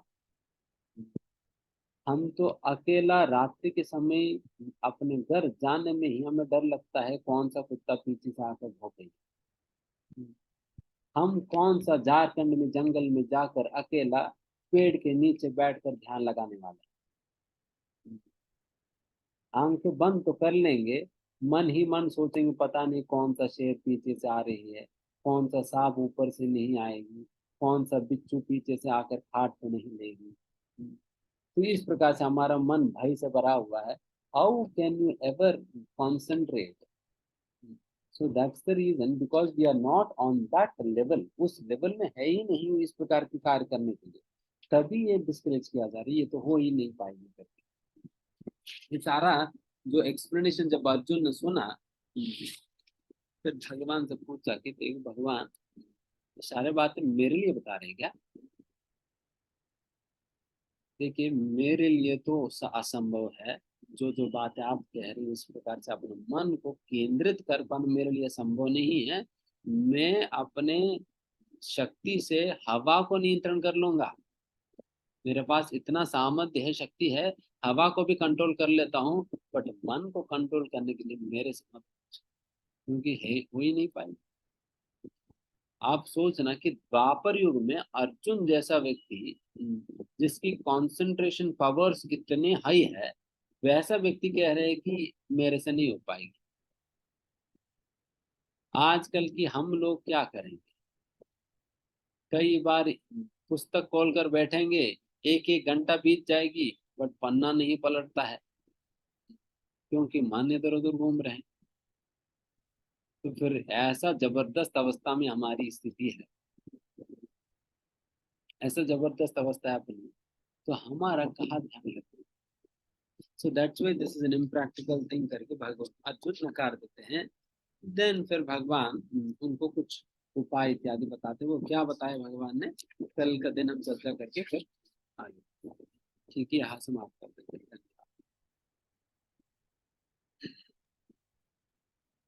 Thank you very much prabhu ji for today's session. So हम सभी लोग आपके प्रश्न लेंगे। जिनके भी प्रश्न हैं आज के सेशन से रिलेटेड, प्लीज अपना हैंड रेज कर सकते हैं और हम लोग वन बाय वन आपके क्वेश्चंस लेंगे। एक हम्बल रिक्वेस्ट है कि प्लीज मेक श्योर करें कि आपके कैमराज ऑन हो और साथ ही साथ आप एक प्रॉपर नेटवर्क कनेक्टिविटी एरिया में हैं। क्वेश्चंस आज के सेशन से रिलेटेड ही पूछें, और अगर आप ऑलरेडी ओल्ड मेंबर हैं तो आप प्लीज अपना हैंड डाउन कर सकते हैं, सो दैट जो न्यू मेंबर्स हैं जो कि first time Bhagavad Gita 9 days course में जुड़ रहे हैं, उन लोगों को हम मौका दे सकें। सो यस, हम विल स्टार्ट विद श्रेष्ठ दुबे माता जी। आप अपने आप को अनम्यूट कीजिए। नमस्कार प्रभु जी। प्रभु जी, आपने बताए थे 3 कॉज। प्रकृति के लिए क्या था? आत्मा के लिए था कार्य को शुरू करने वाली होते हैं। परमात्मा था अनुमति प्रदान करता है परमात्मा। प्रकृति क्या करती है? प्रकृति एक्चुअली में काम करती है। अच्छा। एक्चुअली में काम करने वाला तो प्रकृति है, बाकी आत्मा तो केवल इच्छा करती है। इच्छा करती है।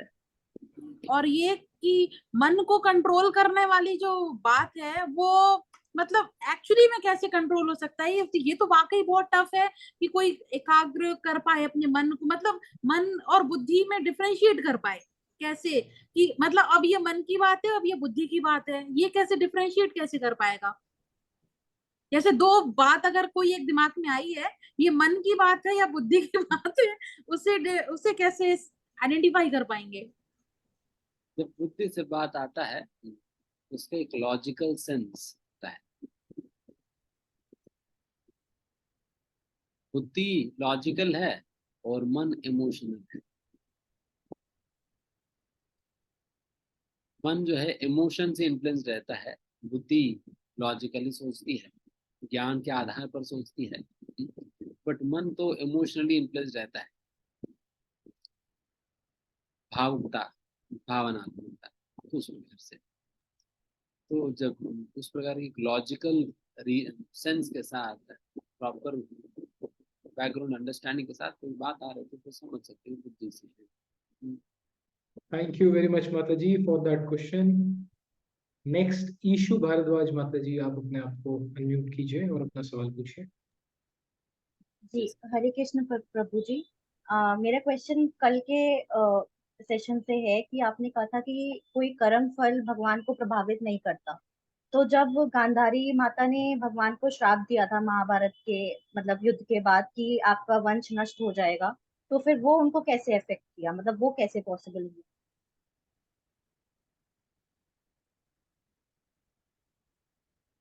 देखिए, इज नॉट कि भगवान की वंश नाश होने का कारण गांधारी का शाप रहा है। पहली बात तो ये है, वो एक एक्सटर्नल रीजन।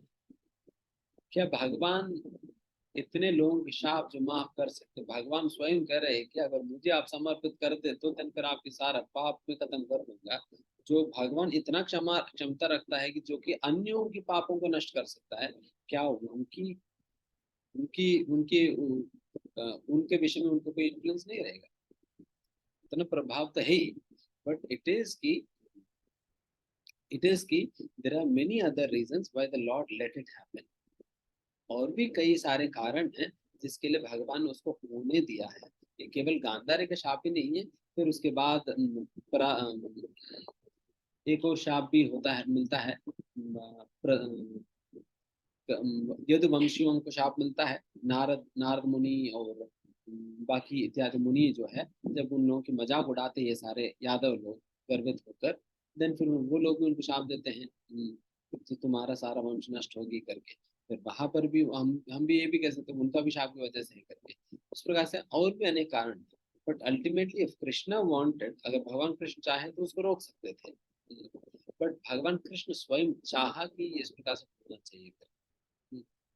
क्योंकि उसमें भी एक विशेष संदेश भगवान देना चाह रहे हैं। अगर मेरे वंश के लोग भी क्यों ना हो, मेरे वंशज भी क्यों ना हो, अगर मेरी भक्तों के प्रति अगर अपराध करे, देन उनको भी मैं नहीं छोड़ूंगा। इसलिए बिकॉज ये सारे वंशज लोगों ने नारद इत्यादि मुनियों के प्रति, जो कि भगवान को शुद्ध भक्त हैं, उनके प्रति अपराध किया, then फिर भगवान ने दिखाया कि देखिए मेरे वंशज को भी मैं नहीं छोड़ूंगा जब अगर वो मेरी भक्तों के प्रति अपराध करे। तो ये भी एक भावना है। तो इस प्रकार से अनेक अनेक प्रकार के एक्सप्लेनेशन उसी इंसिडेंट को लेकर। ठीक है। Thank you issue Bhardwaj mata ji. Next Deepak Kumar Dubey प्रभु, आप अपने आप को अनम्यूट कीजिए और अपना सवाल पूछिए। प्रणाम प्रभु जी। तो प्रभु जी मेरा क्वेश्चन है कि अगर आज के टाइम में, जैसे आज के कलयुग में आप कहते हैं मन और इंद्रियों पे कंट्रोल करना, इसके लिए कोई कुछ ऐसा डेली ऐसी कोई एक्सरसाइज या ऐसा कुछ किया जाए जिससे कंट्रोल हो सके? देखिए आज के समय पर एक ही योग पद्धति जो काम आने वाली है वो है bhakti yoga. No other process is going to be of any use. वो संभव ही नहीं है। इस कलयुग के अंतर्गत कलमशों को टैकल करने की क्षमता ही नहीं है। पहली बात तो ये है। तो फिर भक्ति योग के अंतर्गत करना क्या है? जैसा कल का दिन हमने क्लियरली बताया, इंद्रियों को नियंत्रण रखने का एकमात्र यही तरीका है, इंद्रियों को भगवान की सेवा में लगाना। By positively engaging the senses in Krishna service, we save the senses from being negatively engaged. इंद्रियों को पहले से अगर पॉजिटिव एंगेजमेंट कृष्ण की सेवा में दे दिया जाए, वो गलत कामों में लगेंगे। अगर उसको छोड़ देंगे, देन फिर वो गलत कार्य ही करेगी। जैसे बच्चे हैं, बच्चों को अगर आप पॉजिटिव एंगेजमेंट पहले से आप नहीं देंगे ना, तो वो कुछ ना कुछ शैतानी करेंगे, इसको फाड़ देंगे, ये करेंगे, वो करेंगे। उससे पहले से ही आपको उनके लिए एंगेजमेंट निर्धारित करना होता है। बेटा अभी हम सभी लोग मिलकर ये ABCD लिखेंगे या ये करेंगे, वो करेंगे। ऐसे पॉजिटिव एंगेजमेंट पहले से देना होता है, नहीं तो वो कुछ ना कुछ नेगेटिव एंगेजमेंट वो खुद ही शुरू करता है। इसलिए don't let the senses choose their engagement, rather you dictate their engagement. तो इसी प्रकार से संभव है, अन्यथा संभव नहीं है। इंद्रियों को शुद्ध करना और शुद्ध होंगे भगवान की सेवा से। Thank you Deepak prabhu. Next Rupa Kumari mata ji, आप अपना प्रश्न पूछिए। आप अपने आप को अनम्यूट कीजिए और अपना सवाल पूछिए। हरे कृष्ण प्रभु जी। यस, हरे कृष्ण। मैं आपसे ये पूछना चाहती थी कि मतलब कि जो आपने आपकी बोला, आवाज थोड़ा सा कम आ रही है। अब आ रही है? हेलो प्रभु जी। हाँ अभी बोलिए। मैं आपसे ये पूछना था, आपने बोला कि जो भी हम भगवान को भोग नहीं लगाते वो अशुद्ध खाना होता है। तो मैं आपसे ये पूछ, जैसे कि हम बाहर गए, काफी मतलब कि लोग जगह पे जा रहे हैं, तो हम वो कैसे, हम तो लगा ही नहीं सकते ना भगवान को, तो हम कैसे खाएंगे बिना लगाए? ये बहुत बड़ा मिस्ट्री है, बहुत बड़ा मिस्ट्री है। ये केवल भक्त लोग जानते हैं कैसे। अभी ऐसा डेफिनेटली जब ट्रैवलिंग करते हैं तब दिक्कत होता है, बट इतना कुछ ट्रैवलिंग इत्यादि इतना कुछ होने के बावजूद भी भक्त वो कभी भी भगवान के प्रसाद से वो कुछ खा भी नहीं रहे। फिर ये कैसे हो पा रहे हैं? बिकॉज श्रील प्रभुपाद जी की कृपा पे पूरा आप ब्रह्मांड में कहीं भी जाएंगे, वहां पर भगवान श्री कृष्ण के भक्त मिल जाते हैं। एंड फिर कहीं ना कहीं उस प्रकार से उस प्रकार की व्यवस्था भगवान की कृपा से हो जाती है। जैसा हम भी पिछले 10 साल से हम भी ट्रैवल कर रहे हैं, हम भी ट्रैवल करें, पर जहाँ भी जाएं कोई ना कोई भक्त मिल ही जाते हैं। अगर हमारा खुद का कुछ अरेंजमेंट नहीं है, देन भगवान किसी के द्वारा कुछ ना कुछ ऐसा व्यवस्था कर देते। सडनली कोई आएगा, पुस्तक वितरण करते करते वो सडनली देखेगा कि अरे प्रभु जी आप भी इसी ट्रेन में हैं, मैं भी इसी ट्रेन में हूँ, आपने प्रसाद लिया? नहीं, मैं लाया हूँ प्रसाद करके वो प्रसाद। कुछ ना कुछ भगवान, एक तो ये पॉइंट है। एंड दूसरा, जब बाहर जाते हैं हम, अगर बिल्कुल भी कहीं कुछ नहीं मिल पा रहे, देन हम फल लेते हैं, फल लेकर भगवान को कहीं कहीं वो लगा दें, इस प्रकार से भी करते हैं। एंड उस प्रकार की इतना बड़ा नेटवर्क है भक्तों का कि बहुत इजीली कहीं पर भी कोई भी सिटी में हमें भक्त लोग मिल जाते हैं, फिर उनके माध्यम से हमें प्रसाद इत्यादि चीजों की व्यवस्था हो जाता है। बट एक बात जरूरी है कि श्रद्धा होना जरूरी है। We should believe that Krishna will arrange। इस प्रकार की श्रद्धा रखना, एंड कैसा होगा तो भगवान जाने, कैसा होगा भगवान जाने। भक्त है, भगवान की इच्छा को पूरी करने की इतने सालों से हो ही रहे हैं, इतने सारे भक्त कर ही रहे हैं। डेफिनेटली ये हायर प्रिंसिपल बता रहे हैं। मैं हम ये नहीं कहेंगे आप सभी को अभी इस स्तर पे उतर जाना है, बट अभी के समय पर कम से कम आप इतने से शुरू करिए, घर पे जो भी खा रहे हैं वो भगवान को भोग लगा के खाए। लहसुन प्याज के बिना बने फिर भगवान को भोग लगा के खाइए, इतने से शुरू करिए, फिर धीमे धीमे वो श्रद्धा अपने आप ही बढ़ेगा।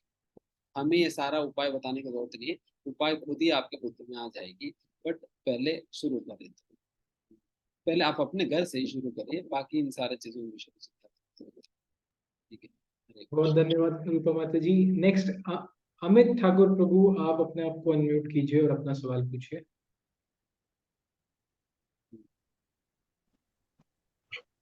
हरे कृष्णा गुरु जी। हरे कृष्ण। यस।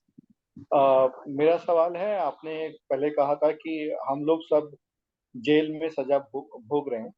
सो हम यहाँ पर बिकॉज ये जो बहुत अभी जो हम जिस भौतिक सुख और जीवन जी रहे हैं, तो मैं भी बैंकर हूँ, तो हमारे लिए पॉसिबल नहीं है कि हम इसको इससे बाहर निकल पाए। और दूसरी तरफ आपने कहा भक्ति के द्वारा ही ये संभव हो सकता है। लेकिन क्या हमसे जो पाप हो रहा है, और पाप के बाद फिर हम भक्ति कर रहे हैं, यानी वो किसी भी तरह से हो सकता है। जो हम कस्टमर से बात करते हैं, कई बार हमें वो चीज बोलना पड़ता है जो नहीं होता है, और उसके बावजूद भी हम फिर भक्ति भी कर रहे हैं, फिर वही पाप कर रहे हैं रोज, फिर वही भक्ति कर रहे हैं। तो क्या ये एक्सेप्टेबल है भगवान श्री कृष्ण को? क्या ये हमारी भक्ति के अंदर एक्सेप्टेबल है? अच्छा प्रश्न है। इसके विषय में भगवान गीता में डिस्कस करते हैं कि every activity that we perform is associated with some fault। कोई भी कार्य जब हम करते हैं, क्योंकि जैसा क्षत्रियों को मारना पड़ता है, वैश्यों को कई बार झूठ बोलना पड़ता है बिजनेस में। अगर वो कहेगा कि साड़ा इस आटा में कहीं तो कीड़े हैं, फिर कोई नहीं लेगा। उनको बताना पड़ता है इसमें कीड़े नहीं है, तभी वो आटा लेगा कोई भी, नहीं तो आटा छूट ही जाएगी, पूरा कीड़े खाएंगे आटा। उनको बोलना पड़ता है, नहीं तो कोई नहीं लेने वाला। तो वैश्य को फिर वो दोष है। उसी प्रकार से शूद्र ब्राह्मण इत्यादि का मतलब हर कार्य के साथ एक दोष एसोसिएट होता है। इसमें बताया जाता है ये दोष, it is like the smoke over fire. अग्नि के ऊपर धुआं की तरह है। देन फिर क्या करना होता है कि इस दोष से हम कैसे निवृत्त हो सकते हैं? when the purpose of the activity is pure।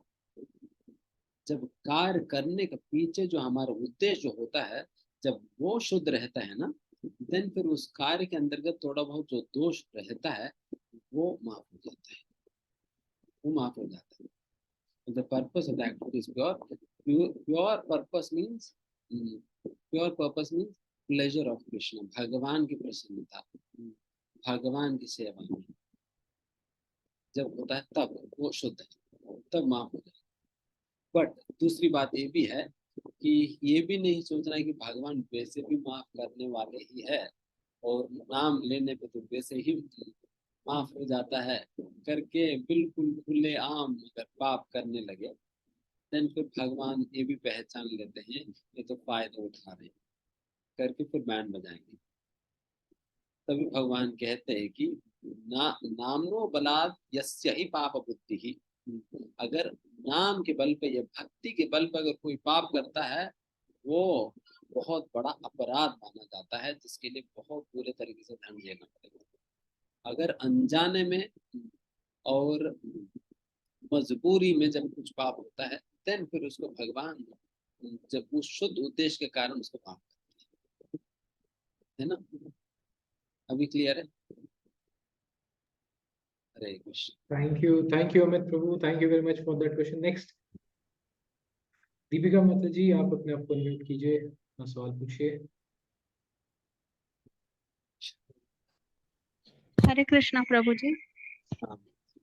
प्रभु जी, मेरा क्वेश्चन कल के सेशन से था जिसमें आपने ब्राह्मणों के 6 कार्यों के बारे में बताया था। वो नेटवर्क इशू की वजह से एक्चुअली मैं सुन नहीं पाई थी क्लियर, तो क्या आप मुझे वो एक्सप्लेन कर देंगे एक बार? वो है यजन याजन, यज्ञ करना और यज्ञ कराना, मतलब पूजा करना, पूजा अन्यों को उपदेश देकर उनसे भी कराना, और पठन पाठन, शास्त्रों का अध्ययन स्वयं करना और शास्त्रों की अध्ययन करवाना, लोगों को समझाना पढ़ाना। और तीसरा दान प्रतिग्रह, मतलब दान लेना और जितना उनकी जीवन को चलाने के लिए आवश्यक आवश्यक पड़ता है उतना रख के बाकी दान दे देंगे। ब्राह्मण वो संग्रहण नहीं करेगा, एलआईसी पॉलिसी नहीं बनाएगा कि ठीक है पता नहीं भविष्य में क्या हो जाएगी, थोड़ा रख ही लेते हैं, तो वो नहीं। Thank you Deepika mata ji. Next Jatin प्रभु, आप प्लीज अपने आप को अनम्यूट कीजिए, और उसके बाद लास्ट प्रश्न गगन प्रभु आपका लेंगे। हरे कृष्ण प्रभु जी। मेरा सवाल ये था कि जैसे मन को कंट्रोल करना बहुत ही डिफिकल्ट है, लेकिन हम मन को भगवान के जाप में लगा सकते हैं। लेकिन ऐसा करते हुए कई बार मन विचलित हो जाता है कि अलग अलग तरह के विचार आते हैं, जैसे ऑफिस से रिलेटेड कुछ आ गया या फिर day to day life related आ गया या कहीं और मन इधर हो गया। तो उसको कैसे हम कंट्रोल कर सकते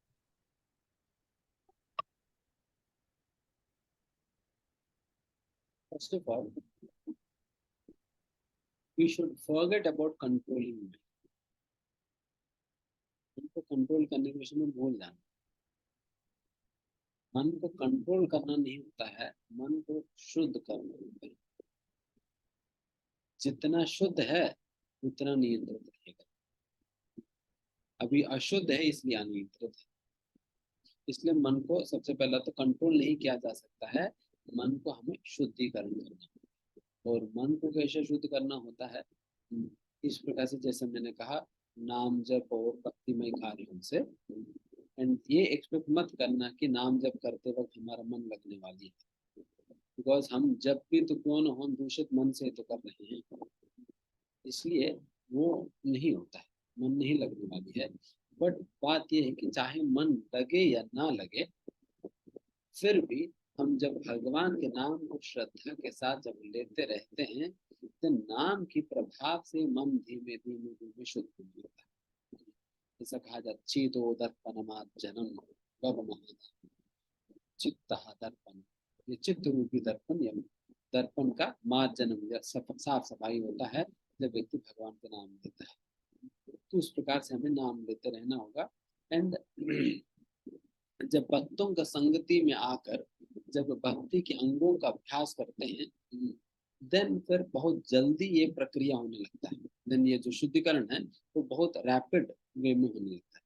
बट समस्या है कि कितना भी रैपिड हो, हमें बहुत स्लो ही दिखेगा,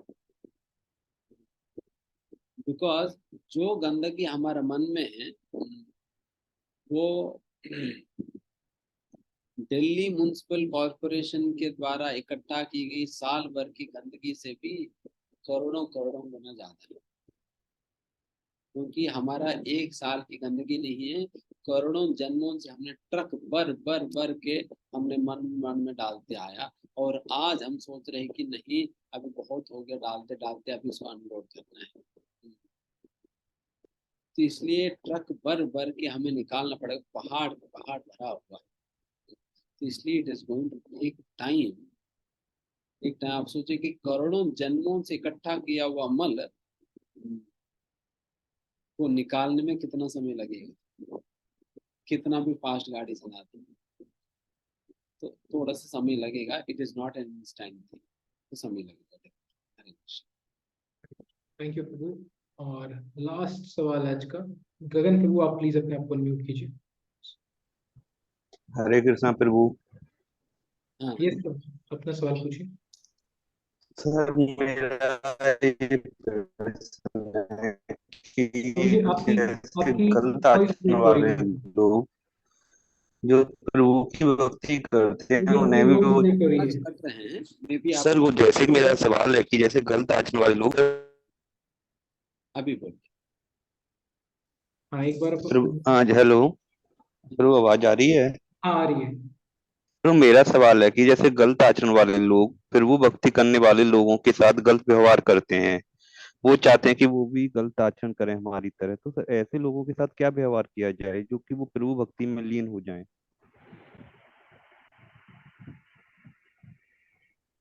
इनको ऐसा लोगों से शास्त्रों में ये कहना है कि उनसे बचना है। Stay far from the envious. मध्यम अधिकारी का लक्षण बताया जाता है कि हम भक्तों से मैत्री करते हैं, भगवान से प्रेम करते हैं और श्रद्धालुओं को भगवान के विषय में समझाते हैं और ईर्ष्यालु उनसे दूर है। ये जो कैटेगरी अब बता रही है, ये सारे ईर्ष्यालु लोग हैं जो भगवान से ईर्ष्या करते हैं, उनसे दूर रहिए, उनसे दूर रहिए। वैसा लोगों को मित्र वित्र मत मानिए। जहां तक आपकी काम बनता है वहां तक ही आप उनके साथ संबंध रखिए। फिर उसके बाद आप फ्रेंडशिप करना है भक्तों के साथ, उन लोगों के साथ नहीं। अगर उन लोगों के साथ फ्रेंडशिप करेंगे तो उन्हीं की तरह बन जाएंगे। अगर भक्तों के साथ फ्रेंडशिप करेंगे तो भक्त बनेंगे। जैसा संग वैसा रंग। इसलिए फिर संगति छोड़ना पड़ेगा या दूर रहना पड़ेगा। केवल हैव अ वर्किंग रिलेशन, काम तक संबंध। ठीक है, हरे कृष्ण। बहुत बहुत धन्यवाद प्रभु जी। प्रभु जी ने आज सारे प्रश्नों का जवाब दिया और आज हम लोगों ने सारे प्रश्न आप सभी लोगों के लिए, जितने भी लोगों ने हैंड रेज किया था। सबसे पहले तो एक अनाउंसमेंट है जो कि हम करेंगे, बट उससे पहले हम सभी लोग प्रभु जी का धन्यवाद करते हैं हरे कृष्ण महामंत्र पढ़ के सभी लोग। और कैसा लगा आज का सेशन आप लोगों को? प्लीज अपने कमेंट्स, लव विशेस आप प्लीज शेयर करें कमेंट बॉक्स में। How was today session? मिल के एक बार बोलते हैं हम सभी लोग, Hare Krishna Krishna Krishna Hare Hare, Hare Ram Ram Ram Ram Hare Hare. Thank you very much prabhu ji for today's amazing class. Hare Krishna. Thank you. जैसा कि मैं देख पा रहा हूँ आप में से काफी लोग लिख रहे हैं, it was very enlightening session, amazing session. Thank you very much. जैसा कि आज प्रभु जी ने बताया कि मन को किस तरीके से कंट्रोल करना चाहिए, कंट्रोल रादर देन कंट्रोल करने की हमें कोशिश नहीं करनी चाहिए। मन को प्यूरिफाई करने की कोशिश करनी चाहिए, right?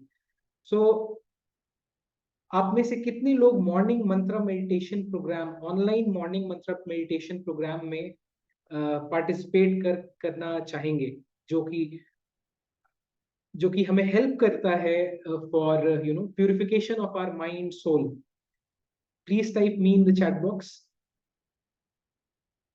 Okay, so Pooja Negi mata ji says me, Deepika mata ji says me, Durgesh prabhu, Prachi mata ji, Vipin Prabhu, Varun Prabhu, great. Thank you very much for showing that, sharing your thought. आप सभी लोगों को जस्ट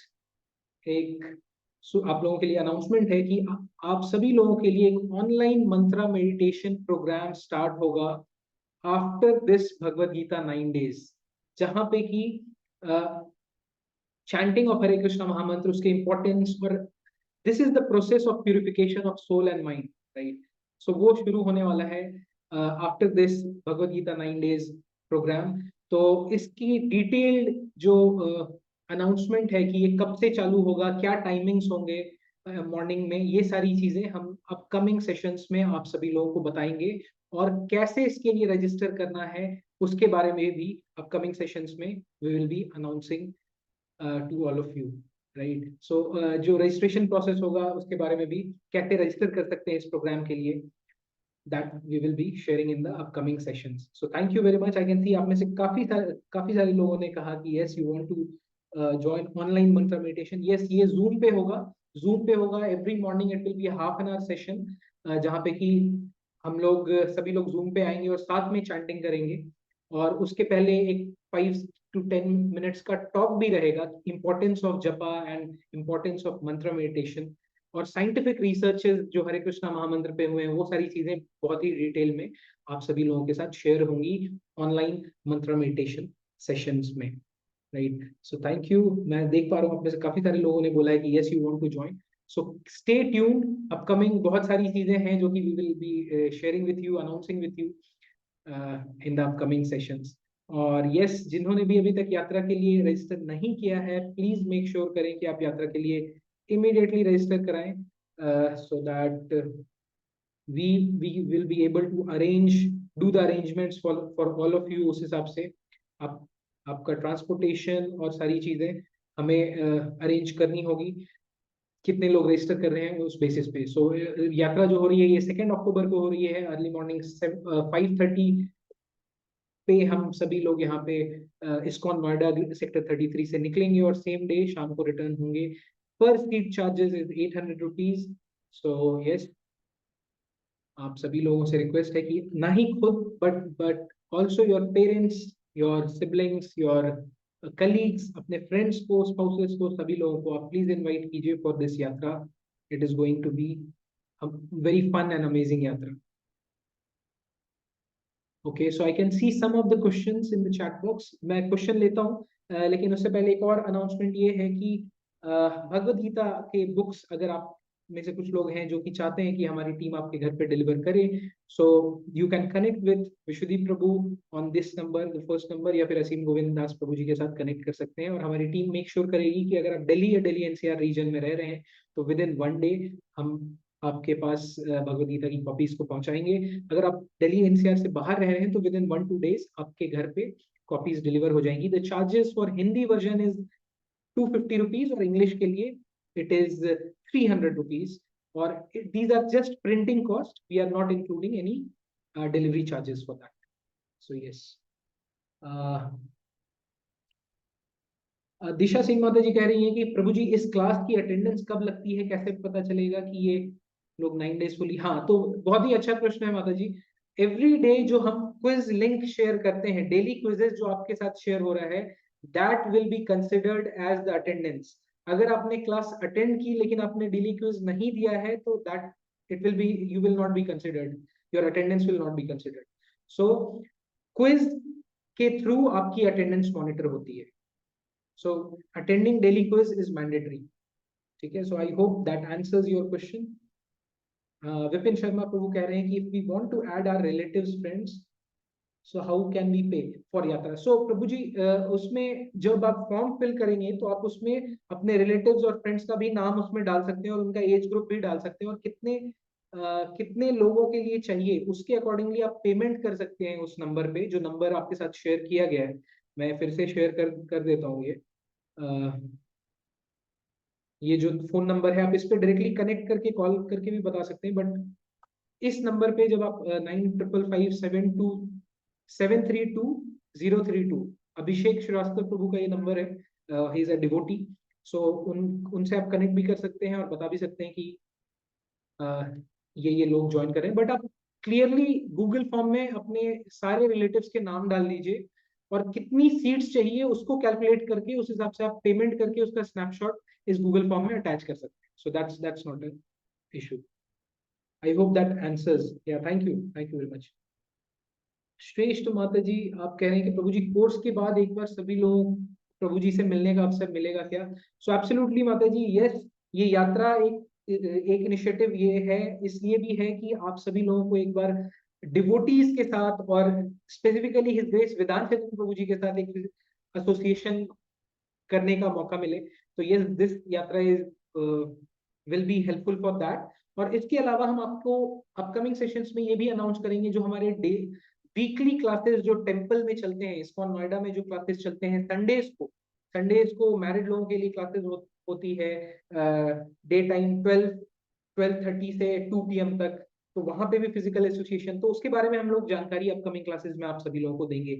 यूथ्स के लिए मॉर्निंग क्लासेस होती हैं every Sunday from 10 AM to 12 noon।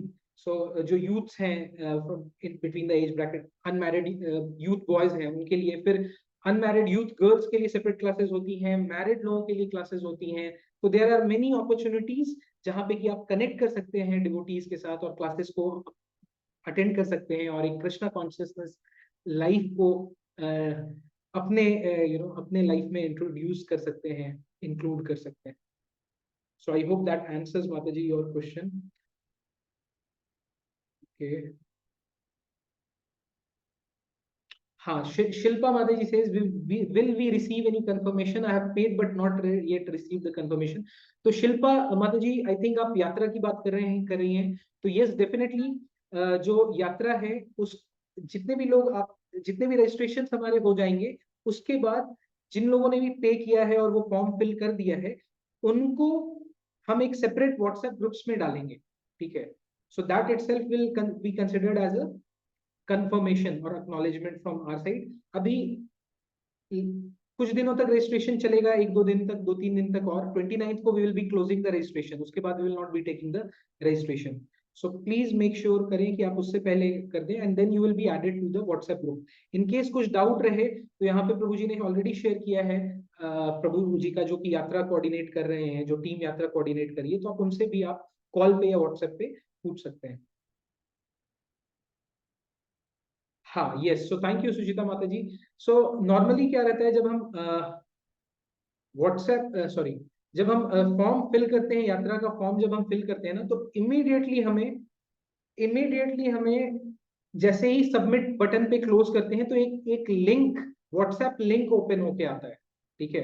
तो उस पे जैसे आप क्लिक करेंगे, ऑटोमेटिकली आप यात्रा ग्रुप में ऐड हो जाएंगे. So this is what we follow. तो इन केस अगर आपने वो स्टेप मिस कर दिया है, तो please connect to this number which has been shared in the chat box 9555732032 and ask them.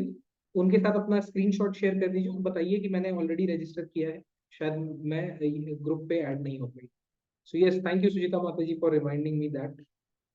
So yes, तो इमीडिएटली जैसे आप फॉर्म को सबमिट करेंगे, आपको व्हाट्सएप ग्रुप, ज्वाइनिंग ग्रुप का लिंक वहीं पे दिख जाएगा, तो उसको क्लिक करके आपको व्हाट्सएप ग्रुप में ऐड होना है.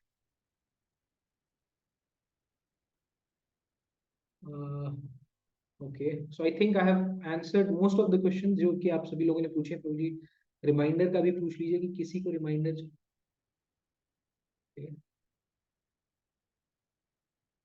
Okay, thank you. So thank you very much for joining the session regularly. भी 100+ लोग हैं यहाँ पे कॉल पे. So thank you very much for doing that. हम लोग कल फिर मिलेंगे 7:15 PM शार्प.